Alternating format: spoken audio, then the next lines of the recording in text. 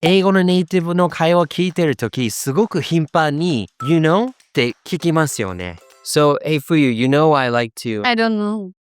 No. I mean, you know I like to... I don't know. But no. What I mean is I like to, I like to... I don't know. No, I like to go bowling sometimes. これってなんだろうね。わかるでしょとか知ってるでしょって意味なのは知ってるけど、なんでそんなに何回も使うんだろうって思いませんか？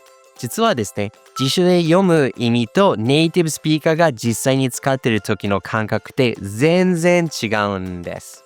皆さんこんにちは、アーサーです。今日はですね、このYou knowの本当の感覚を一緒に見ていきたいと思います。この感覚がわかるとネイティブスピーカーの会話がもっと理解できるようになるし、自分が使う時も自然に使えるようになります。具体的には1、You know の本当の意味。2、You know の3つの使い方。3、実際の会話でどう使うのかを一緒に学びましょう。よろしくお願いします。So, what's the meaning of this you know? Well, you know in the dictionary may mean 知ってるよね, but that's not what it means here. In fact, it has no meaning at all. What?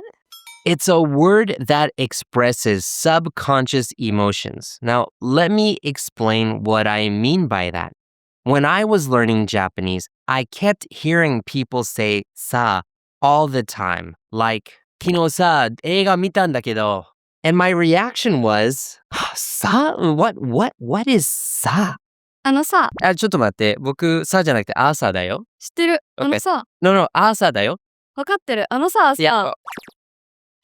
In my mind, I thought, okay, well, these are sounds coming from a mouth, so they must be words. And if they are words, they have a meaning, right? ちなみに、りょうた、さってどういう意味なの? And you can imagine what they said, right? さって、どういう意味だろう? That's when I realized these words aren't really about meaning. They're expressing deep emotions we may not even be aware of. And you know works exactly the same way in English. You know may have a dictionary meaning, but here it's being used just to share a feeling that's hard to put into words. Let's look at these feelings by looking at how you know is used. So in general, you know is used to encourage empathy. It's like saying you and I are thinking the same thing, right? Like the Japanese word ね。英語って難しいよね。ちなみにそのねってどういう意味ですか? But it can also be used just as a filler word like For example, if you're in an awkward situation and want to explain what happened in a way that the other person won't feel bad, well, you would say something like, I was, trying to explain the situation. It's not asking if you know something. It's creating a natural pause, giving time to find the next words. Like in Japanese, you might say, 状況を説明しようとしたんだけど. The feeling is kind of like that. Now, let's look at the second way to use you know. Now, this one is about seeking understanding or empathy. For example, you could say something like, it's really frustrating, you know? Notice how this one comes at the end of the sentence.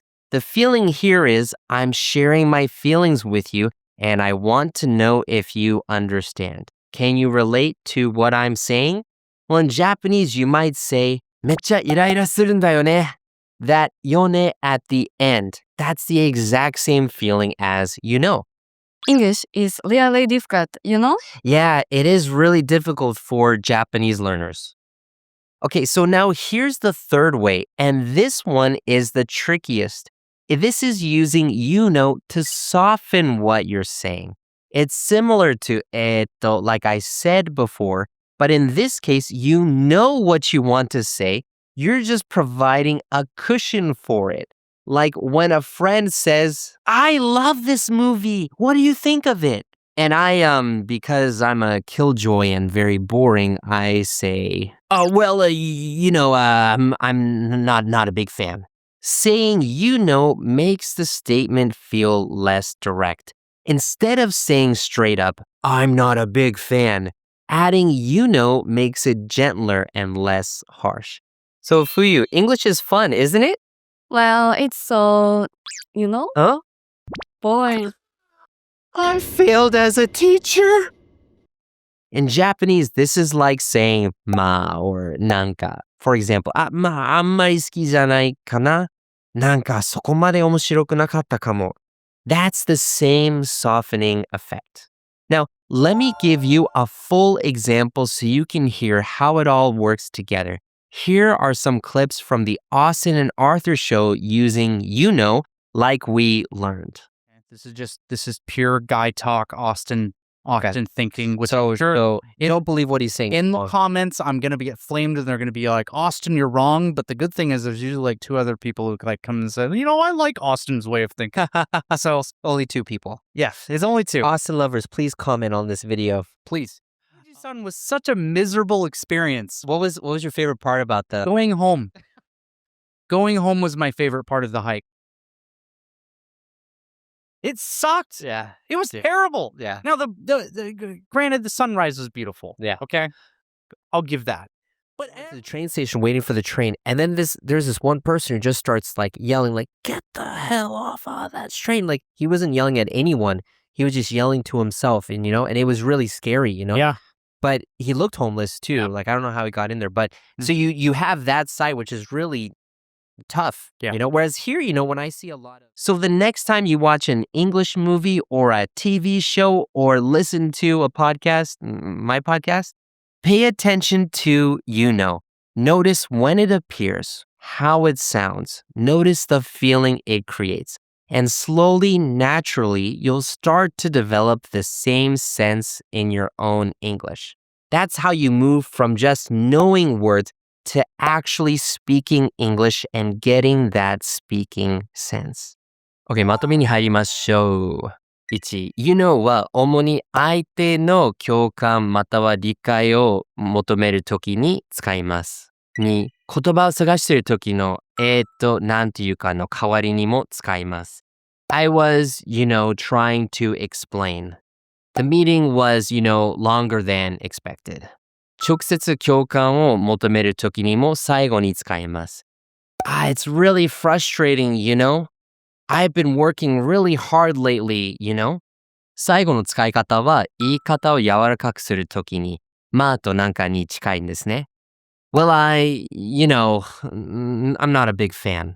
これで英語の感覚に基づいて英語は学んだかもしれませんが、実際に使えるにはどうしたらいいのでしょうか。ほとんどの英語を勉強している日本人の方はフレーズや文法をたくさん学ぶのですが、いざ外国人を目の前にすると頭がマッシュになって言葉が出てこないです。実は僕も全く同じ経験をしました。日本語を4年間勉強して文法も単語もたくさん覚えたんですけど、いざ日本に来たら全く話せなくて本当に悔しかったです。でもその時にある大切なことに気づきました。英語を話せるようになるには知識を増やすだけじゃなくて、英語を実際に話す感覚を身につけることも必要だっていうことですね。それから日本で英語を教えるようになって、日本の皆さんも僕と同じ問題を抱えていることに気づいたんです。だから IU-Connect を作って知識じゃなくて実際に話せるための方法を教えることにしました。この方法でもう何百人もの生徒さんが外国人を前にしても自信を持って英語を話せるようになってます。もしもっと詳しく知りたい方は無料の ebook と動画レッスンでこの方法を全部シェアしているので、ぜひこちらをクリックするか概要欄にあるリンクをタップしてご利用ください。As always, enjoy your English adventures. これからも一緒に世界とつながりましょう。See you next time!